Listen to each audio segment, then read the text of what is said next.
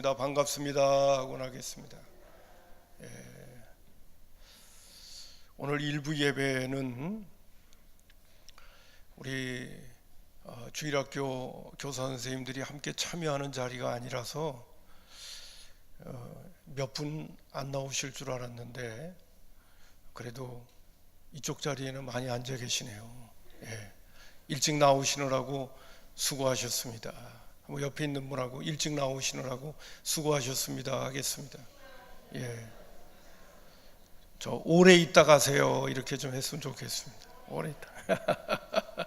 예, 올해는 우리 목장교회에서 추수감사를 위한 이렇게 풍성한 이렇게 실물 뭐라고 그래야 돼요? 이걸 뭐라고 표현해야 됩니까? 이런 오곡백과 과일들을 이렇게 잘 진열을 해 주셔서 얼마나 감사한지 모르겠어요. 그래서 제가 아까 와서 이렇게 보니까 설교자의 얼굴은 쳐다보지 않고 이것만 들여다보고 있다가 가시지 않을까 하는 걱정이 좀 들었습니다. 네, 참 오래간만에 좀 아름다운 그런 장식을 보면서 참 얼마나 감사한지 하는 그런 마음이 들었습니다. 여러분들 보시기에 좋죠? 예, 소리가 좀 작은 것 같으네요. 예, 아주 보기가 너무 좋습니다. 우리 한번 이거 준비하느라고 수고했다고 한번 누가 누군지는 잘 모르겠지만은 우리 한번 박수 한번 치겠습니다. 예.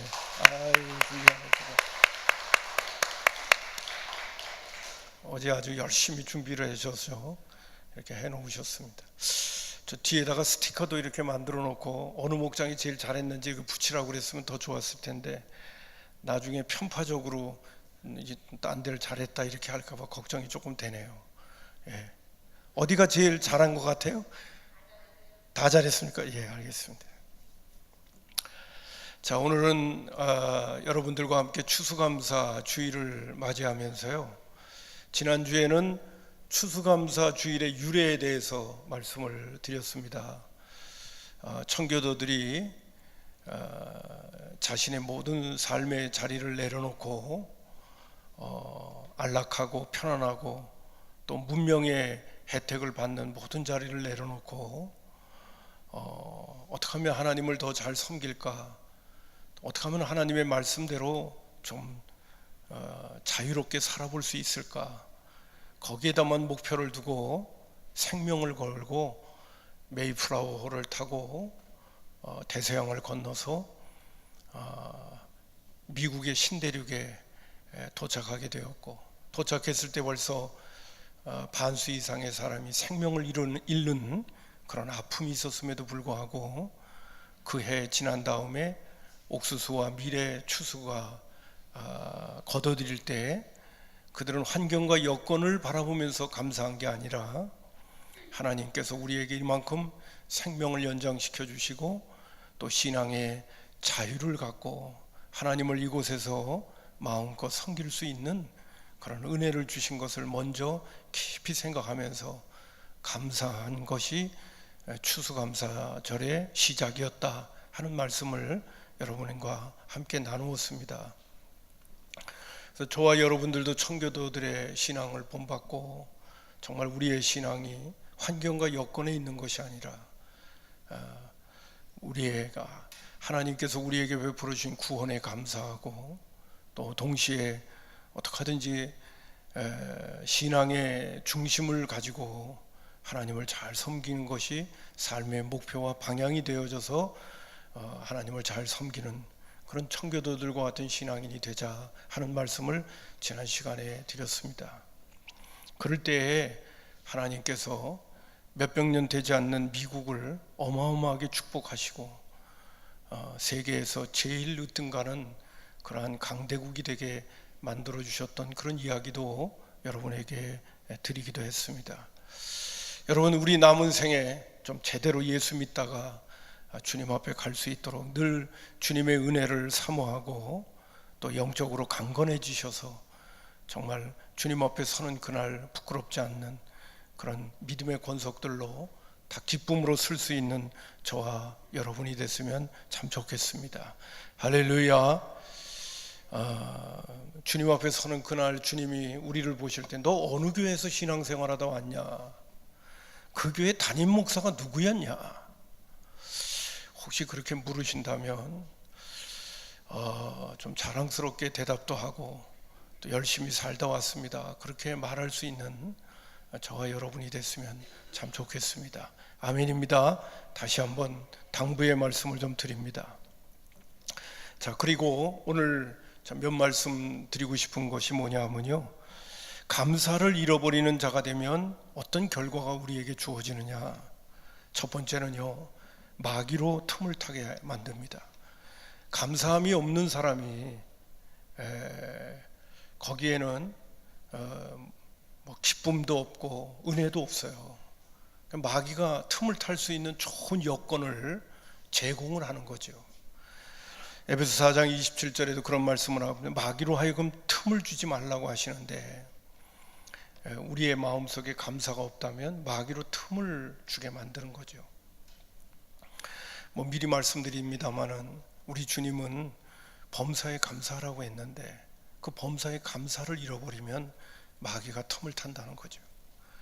또한 고린도전서 10장 10절에 보게 되면요, 이 감사가 없는 사람은 마귀가 틈을 타가지고 항상 하나님이 우리에게 주신 은혜가 기준이 되질 않고 그냥 나에게 내 개인적이고 또 자기중심적인 것이 기준이 되어져서 좋으니 안 좋으니 또 풍족하니 안 풍족하니가 그게 하나님의 은혜 안에서 주어지는 기준이 아니라 항상 내가 기준이 될 때, 이스라엘 백성들이 애굽에서 하나님의 그 놀라운 은혜를 경험하고 탈출해서 가나안 그 약속의 땅을 가는 과정 가운데 좀 어렵고 힘들다고 해서 이스라엘 백성들은 광야에서 하나님을 원망하고 불평하는 것을 보게 되어집니다.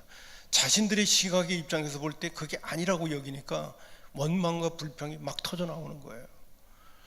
바울 사도를 통해서 고린도전서 10장 10절에 보니까 그들 가운데 어떤 사람들이 원망하다가 멸망시키는 자에게 멸망하였나니 너희들은 그들과 같이 원망하지 말라고 권면해주고 있습니다. 여러분, 우리가 감사를 잃어버리고 그리고 마귀로 틈을 타게 되면 자꾸 우리 안에서 원망 불평이 나오게 되어져요. 그리고 이 원망 불평이 깊어지면 사실 구원의 문제까지도 금이 가기 시작합니다. 사실 애굽에서 이스라엘 백성들이 그것을 탈출했다는 건 하나님의 구원의 은총 속에 있었거든요. 그러나 광야에서 원망 불평하다가 그들은 거기서 끝나고 마는 것을 보게 되어집니다. 오늘 우리가 감사를 잃어버리면 우리의 구원에도 문제가 생길 수 있다. 뿐만 아니라 감사가 없는 사람에게 무슨 기쁨이 있겠습니까? 네 번째로는 감사가 없는 사람은 다른 사람들에게 유익을 주지도 못합니다. 고린도전서 10장 24절에 보면 누구든지 자기 유익을 구하지 말고 남의 유익을 구하라고 그랬어요. 신앙의 연륜이 쌓여갈수록요, 늘 말씀드립니다마는 신앙생활이 나 중심적에서 타인 중심적으로 자꾸 바뀌어가야 되거든요. 내 신앙의 입장이 아니라 다른 사람들의 입장을 배려할 줄 아는 사람으로 우리의 믿음이 자라가야 되거든요. 어제도 다니엘 기도회를 통해서 간증이면서 말씀을 전해주신 홍성욱 선교사님인가요? 그럼 그분이 그런 말씀을 또 한편으로 하더라고요. 뭐냐 하면요, 귀신과 마귀를 믿는 사람은 귀신과 마귀가 좋아하는 쪽으로 쫓아간다는 거예요. 그렇게 따라가게끔 되어져 있다는 거예요. 오늘 우리가 하나님을 믿고 예수님을 믿는 자로 살아간다면 우리는 하나님과 예수님의 성품을 따라가게 된다는 거죠. 믿으니까. 그 말이 이렇게 대조적으로 들려지는데 마음에 참 공감이 되더라고요. 여러분, 귀신을 믿고 마귀를 믿으면 그가 좋아하는 것 쪽으로 쫓아갈 거 아니겠어요? 오늘 우리가 예수를 믿는다면 예수님이 우리에게 보여주신 가장 중요한 그러한 모습이 무엇입니까? 예수님이 자기중심적인 것만 생각했다면 어떻게 십자가에 못 박아 죽으셨겠어요? 인류를 생각하고 오늘도 영원히 죽을 수밖에 없는 영혼들을 생각하니까 예수님은 그 고난의 십자가를 짊어질 수 있는 길을 걸어가신 거잖아요. 그럼 오늘도 우리가 주님을 믿고 주님을 따라간다면 신앙생활이 나 중심적인 신앙생활에서 머물러 있어서는 안 되죠. 내가 주님을 믿는데 믿으면 그분을 따라가야 되잖아요. 그분은 철저히 타인 중심이었고 배려하는 신앙이었던 것을, 신앙생활을 하셨던 것을 볼 수가 있습니다. 그러므로 여러분, 우리가 감사를 잃어버리게 되면 다른 사람들의 유익을 생각할 수가 없게 돼요. 여유가 없으니까요. 그러나 마음속에 감사가 있는 은혜가 있으면요, 다른 사람들에게도 여유가 있게 되어지죠. 마지막으로 감사를 잃어버린 사람의 문제는 뭐냐? 데살로니가전서 5장 18절, 지난주에도 인용했습니다만 범사에 감사하라. 이는 그리스도 예수 안에서 너희를 향하신 하나님의 뜻이라고 했어요. 감사, 늘 감사하는 것은 하나님의 뜻이랍니다. 근데 내 안에 감사를 잃어버리게 되면 나는 불순종하는 거예요.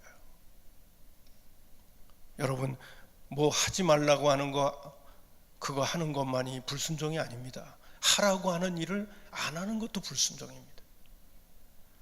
여러분, 이런 부분들을 우리가 생각하면서 감사를 잃어버린다고 하는 것은 정말 신앙생활에 있어서는 아주 치명적이다. 그거를 말씀드리고 싶은 거예요.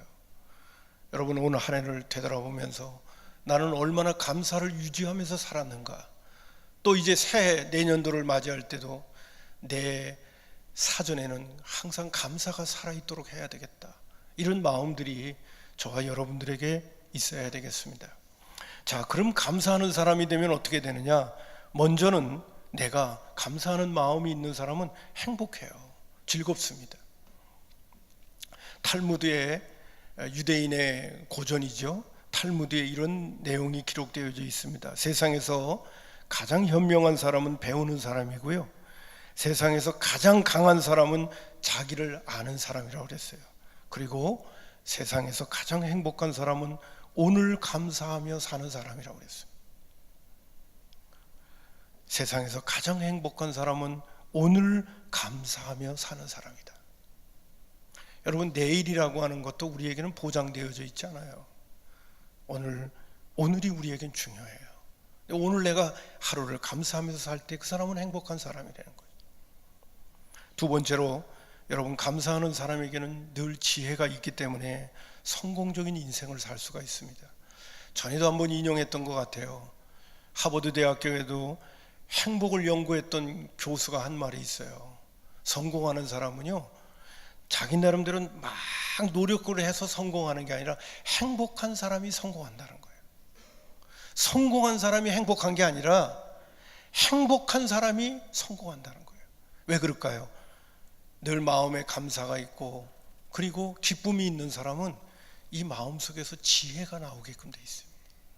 성공할 수 있는 지혜로운 생각을 갖게끔 돼 있어요. 여러분, 생각을 그냥 상식적으로 되면 원망, 불평, 짜증, 근심, 걱정하고 있는 사람 마음속에서 무슨 좋은 생각이 나오겠어요? 그런 사람한테는 좋은 생각이 안 나와요. 그러나 감사하는 마음, 기쁨이 있고, 야, 나는 정말 하나님께로부터 받은 은혜가 있는 참 좀 감사하는 복받은 사람이다. 그런 마음을 갖고 늘 마음에 기쁨이 있고 감사가 있는 사람은요, 그 마음 속에서 하나님의 좋은 생각들이 자꾸 나오게끔 돼 있어요. 나는 우리 성산의 가족들이 마음속에 기쁨과 감사가, 은혜가 없는데 내가 무엇을 선택하고 결정하고 하는 것은 위험해요. 내 마음속에 은혜가 있고 감사가 있고 기쁨이 있는 가운데 하나님 앞에 지혜를 구해야 돼요. 세 번째로는요, 감사가 있는 사람은 말씀에 순종하는 사람이에요. 중세시대 때 그 경건한 믿음의 선배 가운데 윌리엄 로우라고 하는 분이 있습니다. 그분은 이런 말을 했습니다. 위대한 성자는 기도를 많이 했다든지 금식을 많이 했다든지 혹은 자선을 많이 베풀었다는 사람이 아니라 범사에 감사하는 사람이라고 그랬어요.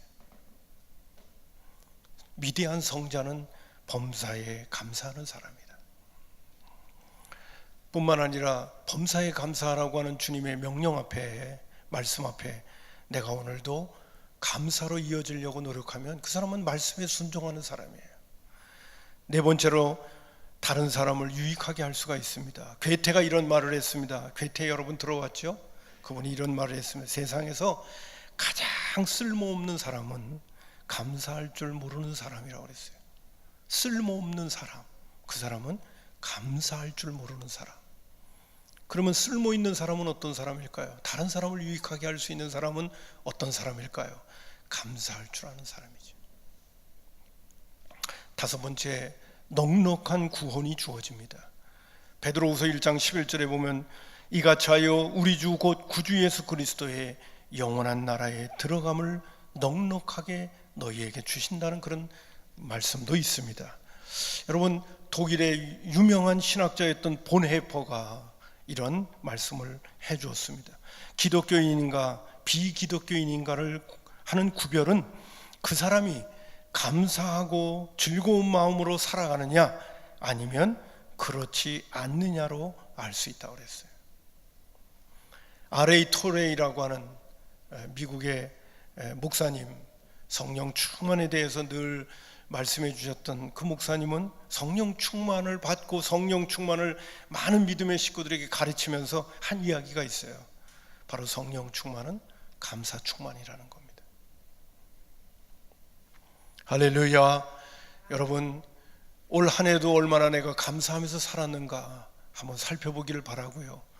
우리는 우리의 평생에 우리의 사전 속에는 감사가 살아 있어야 될 줄로 믿습니다. 그리고 감사하면서 살려고 우리가 몸부림치면 하나님이 우리에게 은혜 주셔요. 그리고 감사가 자꾸 우리 삶에서 이것저것 보이기 시작합니다. 내가 지난주에는 청년들하고 같이 이렇게 말씀을 나누는 시간을 가지면서 제가 갖고 있는 스마트폰에 매일마다 저녁 때마다 감사의 메모를 쓰고 있는 걸 이렇게 보여주니까 열심히 이렇게 쳐다보더라고요. 제가 최소한 하루에 감사를 한 7개 정도를 기록을 하고 하나님 앞에 감사하면서 잠자리에 들어요. 뭐 감사하는지 아세요? 매일 감사하는 것까지 있어요. 첫 번째, 새벽 예배 드리게 해주신 거 감사해요. 요새는 다니엘 기도회를 하니까 늦게 자잖아요. 뭐 어떤 때는 11시 반, 12시에 자요. 아니 목사님, 저는 평소가 그래요. 근데 새벽에 일어나려면 힘들어요. 근데도 하나님 새벽 기도 잘 나와서 또 새벽도 하나님 앞에 엎드릴 수 있도록 인도해 주신 거 감사하고요. 그 다음에 이제 제가 이제 운동하러 다니는데 운동할 수 있게 해주신 거 감사하고요. 어떤 때는요, 하루 종일 이 교회 문 밖을 나가지 않을 때가 곧잘 많아요.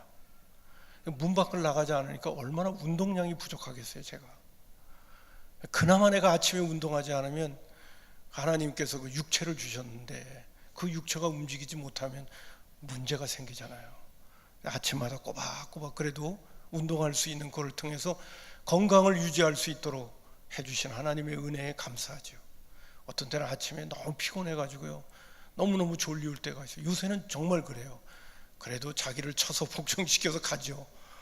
그런 것이 하나님의 은혜에 감사하는 거예요. 그 다음에 맛있는 아침을 먹게 해주신 거 감사하고, 그 다음에 뭐 기본적으로 맛있는 점심을 먹게 해주신 거 감사하고, 그런 기도들을 곧잘 잘 드립니다. 예. 여러분, 아침을 맛있게 먹은 거 감사해 보셨어요? 점심을 맛있게 먹은 거 감사해 보셨어요? 저는 늘 이 먹는 게 늘 감사하더라고요. 목사님 수준은 먹는 수준밖에 안 되시는가 보다. 근데 저는 먹는 게 감사하더라고요. 맛있게 먹을 수 있으니까요. 아주 즐겁게 먹을 수 있으니까요. 어떤 때는 좀 힘들기도 하지만은 그래도 하나님께서 오늘도 식탁을 즐겁게 대할 수 있게 해주신 거 너무너무 감사한 거예요. 여러분, 오늘도 먹고 싶어서 못 먹는 사람 많습니다. 진수성찬을 차려놔도 못 먹는 사람 많습니다. 오늘도 즐겁게 먹을 수 있다. 너무너무 감사해. 뭐 그런 얘기를 같이 나누니까 나도 매일 좀 감사 일기를 좀 써야 되겠네요. 그런 청년들이 여럿 있더라고요. 잘 쓰고 있는지 모르겠어요. 여러분 늘 감사의 일기를 쓰고 감사하는 사람이 되면요, 마음이 풍요로워져요. 하루가 단조롭게 지나가면서도 그 단조로움이 참 귀한 것이 되어져요. 이번에도 다니엘 기도회 때도 어떤 분이 그런 얘기를 하더라고요. 그 어떤 찬양 사역자 목사님인데요, 그 목사님이 그런 얘기를 하시더라고요. 자기 딸이 그냥 희귀병에 걸려가지고 그 어려운 세월을 보내는 그런 과정 가운데 하나님 앞에 기도한 내용이 있죠. 하나님, 평범한 일상을 살게 해주세요. 그런 삶을 지금 살지 못하는 게 너무너무 힘들고 어려우니까 하나님 앞에 기도하는 거예요. 평범한 일상을 살게 해주세요. 여러분, 평범한 하루를 산다는 거, 평범한 일상을 산다는 거 큰 축복이에요. 뭐 대단한 게 우리 가운데 있어야 뭐가 신나고 그런 것 같아요? 안 그래요. 평범한 하루를 변함없이 성실하게 살아낼 수 있다는 거 큰 축복입니다. 한번 큰 소리로 한번 하겠습니다. 하나님 감사합니다 하겠습니다. 시작. 하나님 감사합니다. 오늘도 주일날, 또 추수감사 주일날 변함없이 주일날 교회에 나와서 하나님 앞에 예배 드릴 수 있는 거, 이게 축복이죠. 뭐가 그렇게 특별한 게 있어야 감사해요? 그렇지 않아요. 일상을 살아낼 수 있는 게 감사해요. 큰 감사 중에 하나입니다. 나는 우리 성산의 가족들이 늘 일상을, 하루를 잘 살아낼 수 있는 거, 이게 참 큰 축복이다. 그런 생각을 늘 잊지 말고 하나님 앞에 감사하는 믿음의 권속들이 되기를 주님의 이름으로 축복합니다. 자, 오늘 본문의 말씀 간단하게 언급합니다. 그러면 여러분, 감사하는 사람이 되려면 어떻게 해야 되느냐? 15절에 보니까요, 그리스도의 평강이 너희 마음을 주장하게 하라고 그랬습니다. 그리스도의 평강이 너희 마음을 주장해야 감사하는 자가 될 수 있다는 거예요. 여러분, 그리스도의 평강이 저와 여러분의 마음을 주장하게 하려면 어떻게 해야 되는지 아세요? 여러분, 우리는 내가 원치 않는 사건과 사고와 또 상황들이 우리에게 벌어질 수 있어요. 그럼에도 불구하고 그리스도의 평강이 우리의 마음을 주장하게 해서 그 가운데 우리는 늘 감사하는 사람으로 살려면, 주님께서 바울 사도를 통해서 우리에게 주신 메시지가 있습니다. 빌립보서 4장 6절과 7절에 보면, 아무것도 염려하지 말고 다만 모든 일에 기도와 간구로 너의 구할 것을 감사함으로 하나님께 아뢰라. 그리하면 모든 지각에 뛰어난 하나님의 평강이 그리스도 예수 안에서 너의 마음과 생각을 지키겠다고 하셨어요. 그리스도의 평강이 우리 마음을 주장해서 감사하는 사람이 되려면 여러분들, 우리는 기도에 깨어 있어야 됩니다. 그리스도의 평강이 우리의 마음을 주장하시는 것은 우리가 염려하지 말고 감사하는 마음으로, 때로는 의지적인 마음으로 하나님 앞에 나아가 기도와 간구로 감사함으로 하나님께 아뢰는 거예요. 그러면 그리스도의 평강이, 주님의 평강이 우리의 마음과 생각을 지켜주겠다고 그랬어요. 감사하는 사람은 어떤 사람이 늘 감사하면서 살 수 있느냐? 기도하는 사람이 늘 감사하면서 사는 거예요. 두 번째로 어떤 사람이 감사하면서 살 수 있느냐? 16절에 보면 그리스도의 말씀이 너희 속에 풍성히 거하며, 그러면서 그 끝부분에 보면 감사하는 마음으로 하나님을 찬양하라고 그랬어요. 그리스도의 말씀이 너희 속에 풍성히 거해야 됩니다. 두 번째로는 말씀의 사람이 되어야 됩니다. 주님의 말씀이 늘 우리 가운데 있게 되어지면 여러분, 우리의 마음을 지킬 수가 있어요. 오늘도 때로는 우리 마음속에 육신을 갖고 있다 보니까 원망, 불평, 짜증이 나오려고 해요. 마귀가 자꾸 틈을 타려고 하는 데가 있어요. 그러나 주님의 말씀이 우리 가운데 늘 살아있으면 그 말씀이 내 마음과 생각을 지켜줘요. 할렐루야. 말씀은 능력이 있거든요. 잠언 4장 23절에 보면 모든 지킬 만한 것 중에 더욱 내 마음을 지켜라. 생명의 근원이 위에서 나는데, 그 마음을 지키는 것은 하나님의 말씀으로 갈무리하는 거예요.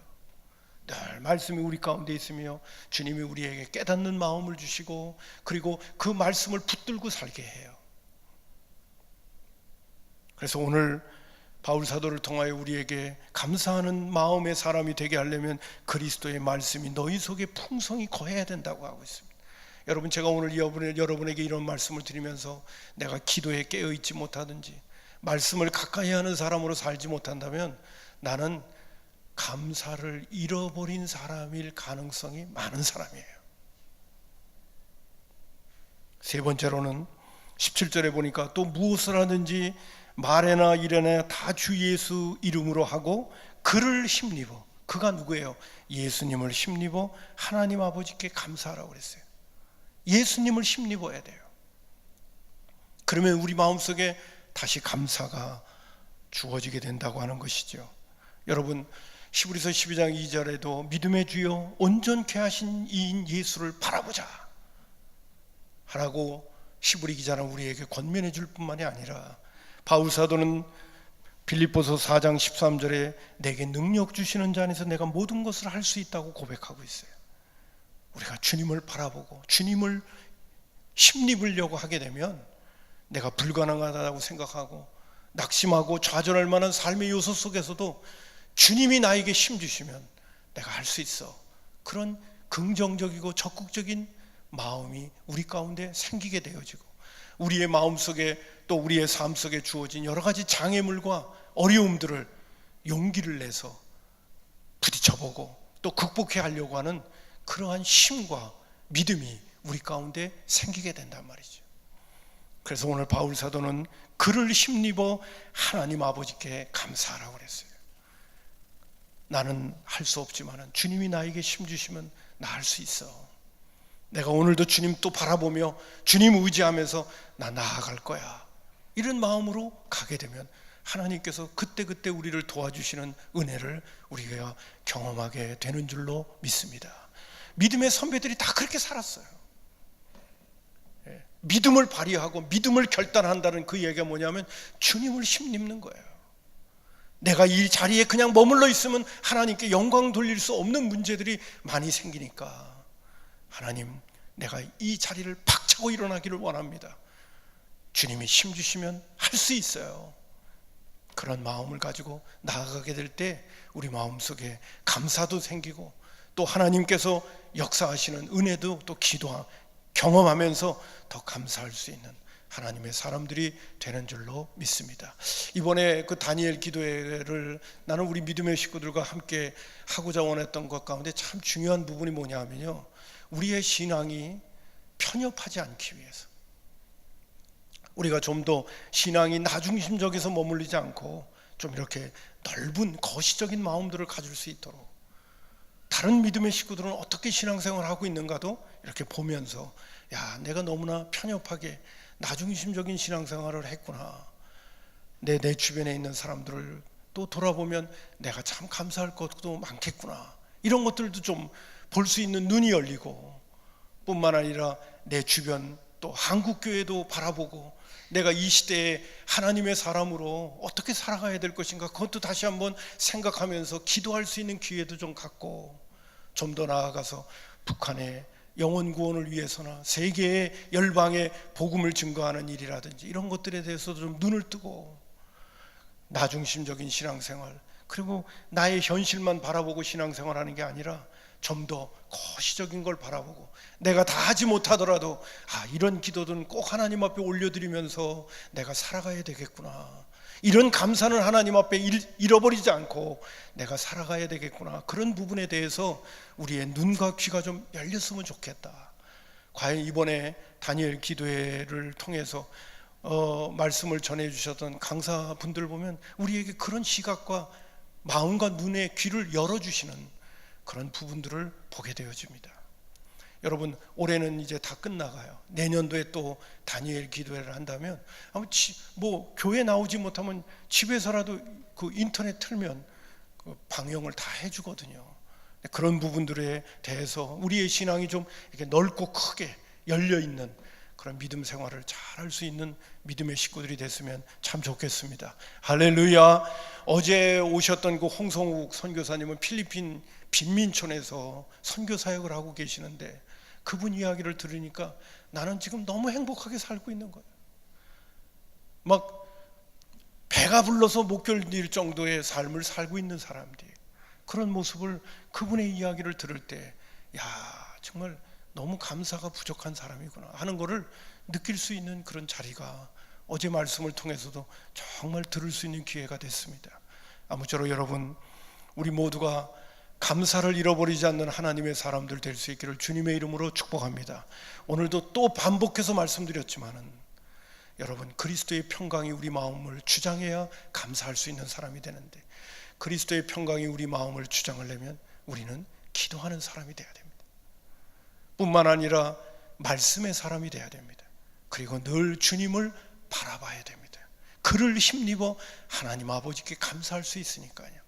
아무쪼록 이런 영적인 부분들이 늘 챙겨져서 늘 주님 앞에 감사함으로 말미암아 승리로운 그리스도인의 삶을 늘 살아내는 권석들 되기를 주님의 이름으로 축복합니다. 자, 우리 찬송 한 장 부르고 잠시 우리의 입술을